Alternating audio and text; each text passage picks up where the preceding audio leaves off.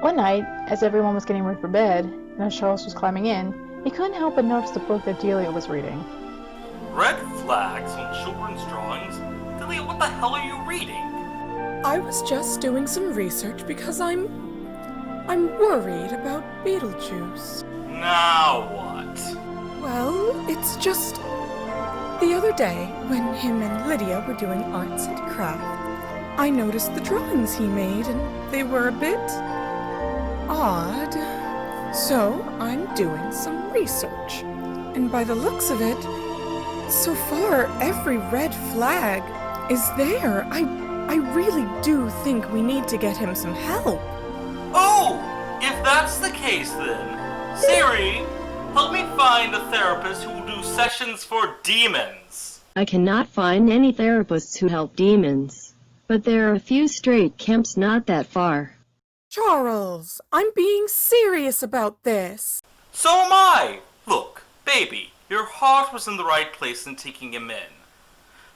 But this whole adoption thing, I feel like I'm in one of those really fake magazines about the first family that adopts an alien baby. Or Bat Boy has been spotted in North Carolina again. I'm trying my best, but it's hard knowing he's been around longer than Jesus.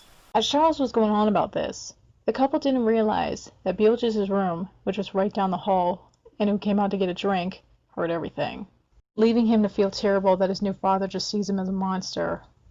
When he went back into his room, he went through the nightstand and pulled out a photo that he's carried with him for years. It was a photo of his real father, or at least what was left of it.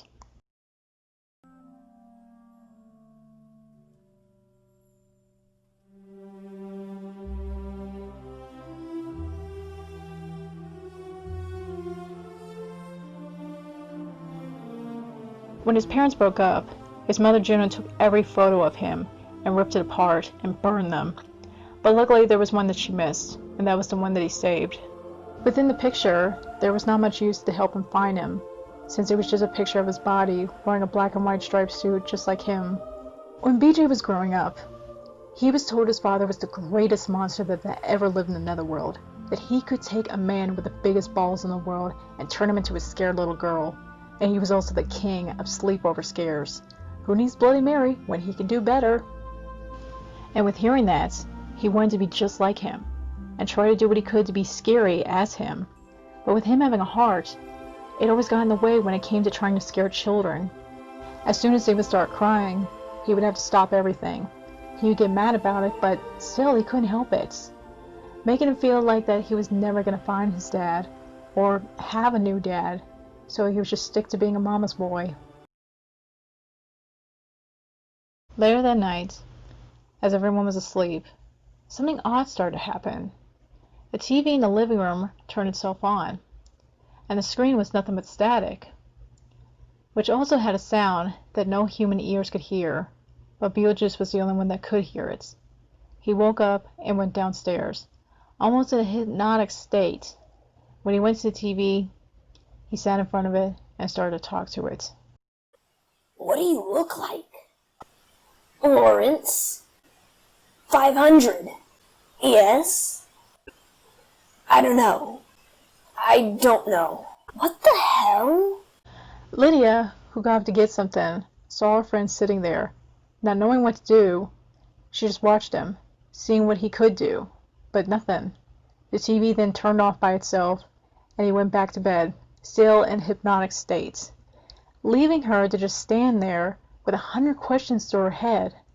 She was going to have to ask him tomorrow.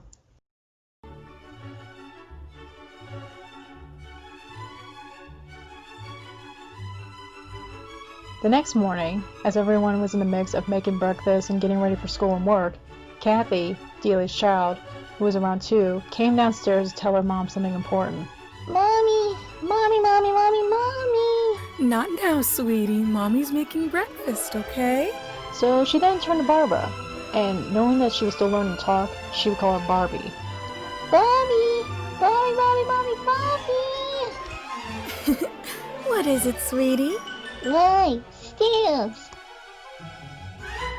With hearing that, everyone went quiet in that room. Not sure if they heard that right, so she asked her, Sweetie, what did you just say? Guys, stairs. Delia, call 911! Charles said, ready to kick some ass. The thing to understand is, Cathy's way of saying stairs is her way of saying someone is upstairs or downstairs. Yeah, it does get confusing, but hey, it's better than nothing. But just as he was ready to get up there, the mail-in stopped him. No, Barbara and I will go up there. We've got nothing. Alright, fine, but still, just be careful, okay? We will. So the mail-ins headed up, and as the Deeds waited, Lydia thought this was a good time to ask him. So, Beej, what were you doing last night? What do you mean? You woke up at 3 in the morning, sitting in front of the TV with nothing on, talking to it. What were you doing? With hearing that, BJ had no idea what she was talking about, and the way how she made it made him sound like he was crazy.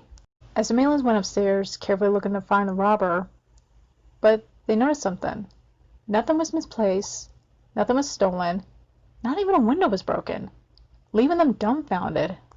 Huh, everything's the same. So what do you think Cathy meant by someone upstairs? I don't know. Maybe she's at the age of having, imaginary friends. But just as Adam was about to agree with her, he suddenly heard a whisper in his ear. She's right, you know.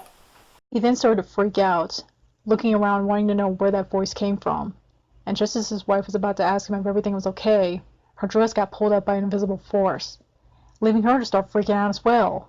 What the hell was going on? Until they remembered. Beetlejuice.